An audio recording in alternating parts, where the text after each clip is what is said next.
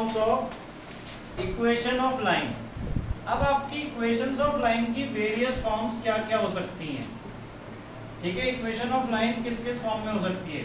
अभी हमने एक्सरसाइज 10.1 में क्या पढ़ा था, स्लोप ऑफ द लाइन निकालना। स्लोप ऑफ लाइन कैसे निकाल सकते हो आप, स्लोप ऑफ लाइन को m से डिनोट करते हैं। फॉर्मूला क्या है, y2 minus y1 upon x2 minus x1, जिसको हम फर्दर tan थीटा भी बोलते हैं। और थीटा आपका positive direction of x axis के साथ बनता है, ठीक है। Now various forms of equation of line में पहला आपका हॉरिजॉन्टल एंड वर्टिकल लाइन। अब ग्राफ आपने देखे हुए हैं, सपोज उसमें हॉरिजॉन्टल और वर्टिकल लाइन बन रही हैं, तो उनकी इक्वेशंस क्या होंगी। ये आपका ग्राफ हो गया, सपोज ये लाइन हॉरिजॉन्टल ये हो गई आपकी। हॉरिजॉन्टल लाइन किसके पैरेलल होती है, एक्स एक्सिस के। तो इसकी इक्वेशन किस फॉर्म में होगी, y की फॉर्म में, क्योंकि यहाँ पे जो y की वैल्यू सपोज 3 है या a मान लेते हैं, ठीक है, कोई नंबर नहीं लेते, a मान लेते हैं। तो इसकी इक्वेशन क्या होगी, y इक्वल्स टू a। अगर ये ऊपर की तरफ से जा रही है तो पॉजिटिव a होगा, और अगर कहीं नीचे से जा रही होगी तो y equals to minus a भी हो सकता है।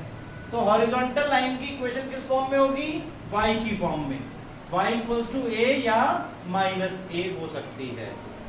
क्लियर, कोई भी नंबर 3, 5, 7 फ्रैक्शन में भी हो सकता है, डेसिमल में भी हो सकता है। क्लियर। वर्टिकल लाइन की इक्वेशन क्या होगी, अब वर्टिकल लाइन किसके पैरेलल होगी, y एक्सिस के। तो इक्वेशन किस फॉर्म में होगी, x एक्सिस की फॉर्म में, यानी x इक्वल्स टू b मान लेते हैं। यहाँ पे सपोज b पॉइंट है, क्लियर। और अगर ओरिजिन से इस तरफ हुई तो x equals to minus b भी हो सकता है। आगे समझ में।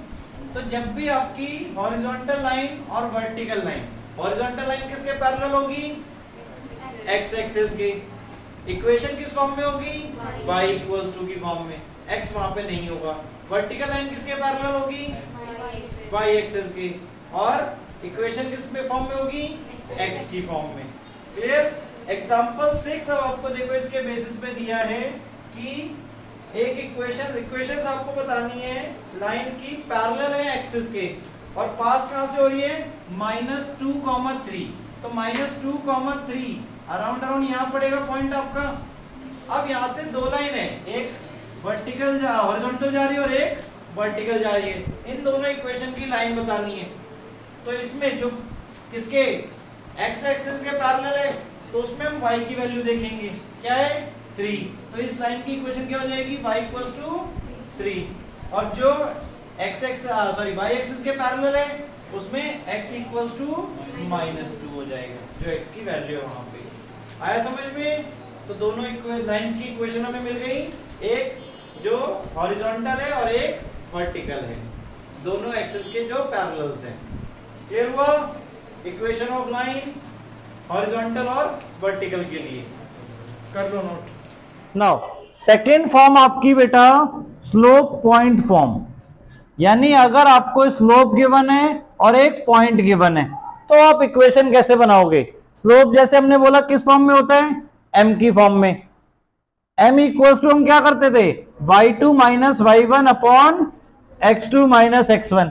अब सपोज हमें एक पॉइंट दिया और एक स्लोप दिया, यानी m हमें दिया हुआ है स्लोप, क्लियर, स्लोप m है और पॉइंट आपका x1, y1 है, क्लियर। अब इससे हमें इक्वेशन बनानी है, तो इक्वेशन कैसे बनाएंगे देखो। अब हम अपने जो इक्वेशन वाले पॉइंट्स हैं उसको सपोज हमने x, y मान लिया, ठीक है।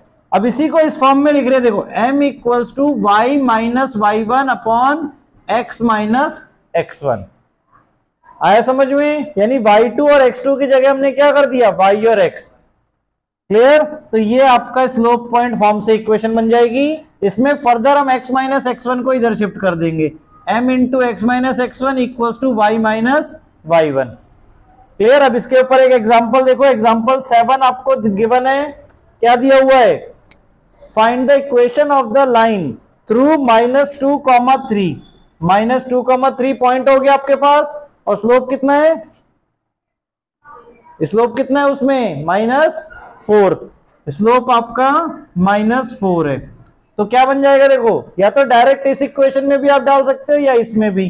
अगर इसमें भी डाल रहे हो स्लोप -4 लिखा equals to y minus y1 3 upon x minus x1 -2 डालेंगे तो +2 हो जाएगा यहाँ पे, और फिर हमने क्रॉस मल्टीप्लाई करा दिया, मतलब इधर शिफ्ट करा दिया। सो क्या हो जाएगा -4x plus 8 equals to y minus 3। अब इक्वेशन कब बोलेंगे? जब सारे इस तरफ शिफ्ट हो जाएंगे। क्लियर? नंबर उस तरफ होगा, वेरिएबल सारे इस तरफ हो जाएंगे। So -4x minus y equals to -3 minus 8। So final equation देखो -4x minus y equals to -11। अब सब में माइनस आ रहे हैं तो माइनस रिमूव भी कर सकते हैं, कॉमन लेके वहां पे डिवाइड करा दिया। सो इसकी क्वेश्चन की final equation 4x plus y equals to 11 ये आ जाएगी। आया समझ में? तो -8 ही तो बनाया। अच्छा सॉरी, यहां -8 होगा तो यहां +8 हो जाएगा और ये फिर 5 आ जाएगा आपका, तो यहां पे -5 कर देंगे हम। क्लियर? माइनस इधर से कॉमन लेके उधर शिफ्ट किया, सो -5 आ गया समझ में? स्लोप पॉइंट फॉर्म, स्लोप वाला ही फॉर्मूला हमने यूज कर लिया, y2 और x2 की जगह y और x डाल दिया। सो इक्वेशन हम ऑब्टेन कर सकते हैं ऐसे। नेक्स्ट आपका 2 पॉइंट फॉर्म, यानी आपको 2 पॉइंट दिए हुए हैं, अब उससे इक्वेशन ऑफ लाइन निकालनी है। तो उसके लिए हम क्या कर सकते हैं? देखो 2 पॉइंट सपोज x1, y1 हमें दिया हुआ है और दूसरा पॉइंट x2, y2 दिया हुआ है। क्लियर? तो वहां पे हमने तीसरा इक्वेशन के लिए अपने आप मान लिया x, y। अब आपको पता है अगर 3 पॉइंट है आपके पास और उनका स्लोप क्या होगा? एक ही होगा, तो एक बार इन दोनों पॉइंट का स्लोप निकाल दिया हमने और एक बार इन दोनों पॉइंट्स का निकाल दिया, तो क्या बनेगा? y minus y1 upon x minus x1, और दूसरे वाला y1 minus y2 upon x1 minus x2। यहां पे आप कोई भी चेंज भी कर सकते हो, y2 minus y1 upon x2 minus x1 भी कर सकते हो। बस ये ध्यान रखना है जिसका y आपने पहले रखा है उसी का x पहले होना चाहिए। क्लियर? यहां पर भी सेम वही कि हमने y1 चूज किया तो यहां पे भी x1 होगा, y2 चूज करोगे तो x2 होगा। क्लियर? एग्जाम्पल 8 इसी के बेसिस पे दिया हुआ है, ध्यान से देखो क्या है आपका पॉइंट 1, -1 3, 5, ये 2 पॉइंट्स आपको दिए हुए हैं। अब इसमें आपको क्या करना है? इक्वेशन बनानी है। तो अगेन देखो y minus y1, suppose x1 y1 हमने इसको मान लिया, तो y माइनस y1 +1 बन जाएगा ये upon x minus 1 equals to y1 minus y2, तो -1 minus 5 upon x1 1 minus 3। Clear? So y plus 1 upon x minus 1 equals to के इधर क्या हो जाएगा? -6 अपॉन -2, ये कट गया, 3 आ गया। नाउ अब क्रॉस मल्टीप्लाई कर दिया हमने, x माइनस 1 उधर शिफ्ट कर दिया, so y plus 1 equals to 3 into x minus 1, y plus 1 equals to 3x minus 3। अब y प्लस 1 को हमने उधर शिफ्ट कर दिया, 3x minus 3 minus y minus 1 equals to 0। Final equation 3x minus y minus 4 equals to 0, ये बन जाएगी आपकी। क्लियर? फोर्थ पॉइंट आपका इसमें स्लोप इंटरसेप्ट फॉर्म, यानी स्लोप आपको गिवन है और दूसरी चीज इंटरसेप्ट। तो इंटरसेप्ट होता क्या है? यानी जहां पे आपकी लाइन x या y एक्सिस को कट कर रही है, सपोज एक लाइन है यहाँ पे x y एक्सिस को कट कर रही है, यानी 0, d पॉइंट है ये, और x एक्सिस को जहां पे कट कर रही है वो c, 0 हो गया। क्लियर? क्योंकि x एक्सिस को कट करेगी तो y की वैल्यू 0 होगी, y एक्सिस को कट करेगी तो x की वैल्यू 0 होगी। अगर y इंटरसेप्ट को कट करता है तो c पॉइंट है आपका और इस पे d, 0। अगर y को कट कर रहा है लाइन, y एक्सिस को कट कर रहा है तो हम y equals to mx plus c लेंगे, और x एक्सिस को कट कर रहा है, ठीक है, तो हम इसको y equals to mx minus d लेंगे। ठीक है? नाउ अब इसमें स्लोप आपको दिया हुआ है m इक्वल्स टू 1/2, अब y इंटरसेप्ट -3/2 है, तो y equals to mx plus c, y equals to m हो गया half into x plus c आपका -3/2। तो इक्वेशन बन गई y equals to half x minus 3/2।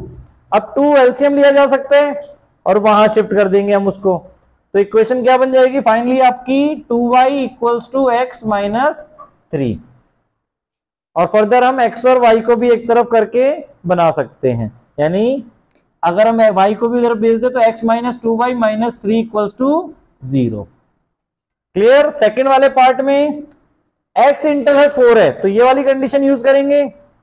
So y equals to m क्या था आपका हाफ ब्रैकेट में x minus d x minus 4, half directly उधर भेज देंगे। So 2y equals to x minus 4, so x minus 2y minus 4 equals to 0।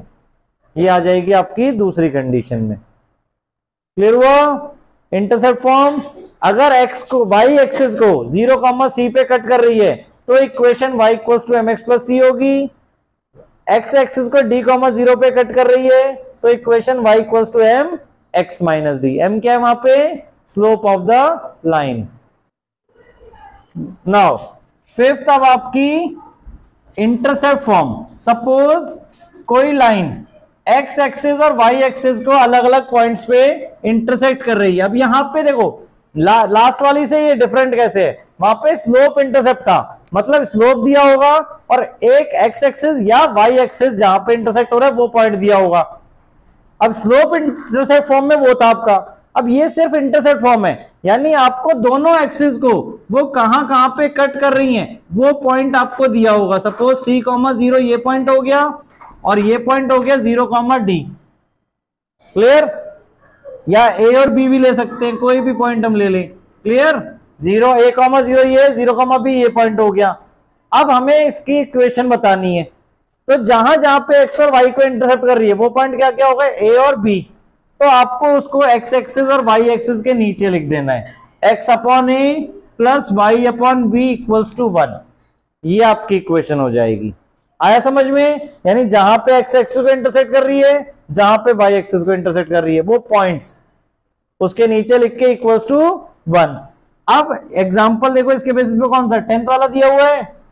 क्या दिया हुआ है 10th में, find the equation of line which makes intercept, देखो -3 and 2 with x axis and y axis. पहले x है ना, ये x एक्सिस वाला पॉइंट हो गया और ये y एक्सिस वाला पॉइंट हो गया, तो सिंपली इक्वेशन क्या बन जाएगी x upon -3 plus y upon 2 equals to 1। Minus तो हम हमेशा ऊपर शिफ्ट कर देंगे, एलसीएम क्या आ गया 6, तो यहां क्या हो जाएगा 2x, तो -2x हो गया प्लस 3y इक्वल्स टू 6। ये इक्वेशन हो गई आपकी। आया समझ में। सबसे easiest form slope sorry intercept form only. Clear. Now sixth form आपकी बेटा नॉर्मल फॉर्म। अब ये थोड़ी सी डिफरेंट है और कॉम्प्लिकेटेड भी है थोड़ी सी, तो ध्यान से देखो इसे नॉर्मल फॉर्म। सपोज एक लाइन है, क्लियर, ये लाइन है इक्वेशन, इसकी इक्वेशन हमें बनानी है।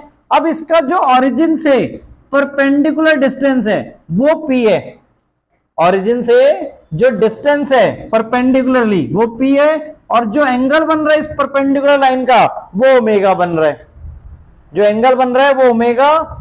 क्लियर। तब ऐसे कौन कौन सी लाइंस हो सकती है, एक तो ये हो सकती है सपोज आपकी जिसमें आपका जो ओमेगा है वो क्या है एक्यूट एंगल बन रहा है। लाइन आपकी ऐसे भी हो सकती है, तो यहां से हम ये ओमेगा बनाएंगे, ये p बनेगा आपका और ये ओमेगा हो जाएगा पूरा एक्यूट एंगल। क्लियर। या लाइन और किस टाइप से हो सकती है, ऐसे भी हो सकती है, तो ये परपेंडिकुलर डिस्टेंस p बना आपका और ओमेगा ऐसे हो जाएगा आपका टोटल। क्लियर। ऐसी फोर्थ केस क्या हो सकता है कि फोर्थ क्वाड्रेंट में आ जाए, यानी लाइन आपकी सपोज ऐसे पास हो रही है, ये ओरिजिन से हमने परपेंडिकुलर बनाया लाइन के ऊपर।